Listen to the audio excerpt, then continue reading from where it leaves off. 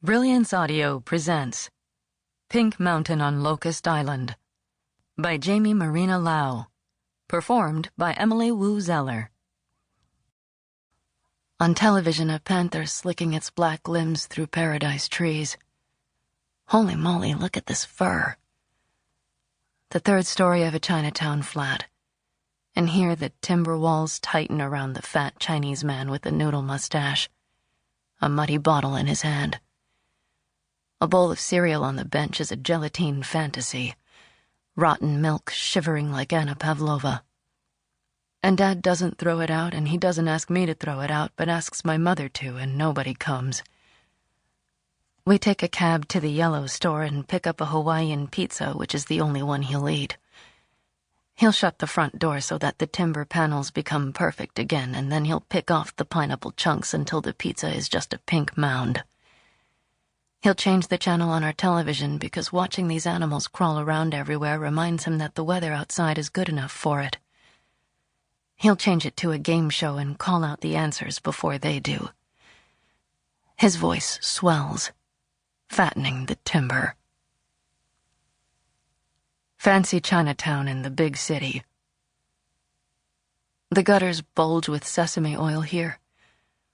A curb exploding from the lion dance drumming and the peak of a Chinese opera playing on a stereo from the herbal shop. An old Shanghainese man whips his bongos in front of the Japanese photo shop, Pukita, wipes his hands on greasy newspaper, mumbles about rain that's coming. It's an overripe swallow, a tart drunkenness, a type of porridge and century-old eggs for breakfast, a slow shuffle with woolliness and Cantonese spoken on the south side. The language is made of elastic. In all the apartments of this fat building, the televisions don't turn off. Playing anime or East Coast, a rhythm of words against flax walls, and the orange juice is always pulpy on the bench. The kind of Chinatown like late-morning reruns on school holidays. Plastic. My name is Plastic. She used to call me Momo. He calls me Monk.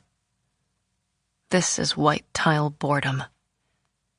I was raised on David Attenborough's Gentle Coup and Auntie Linda's yams, which are getting better to eat each time.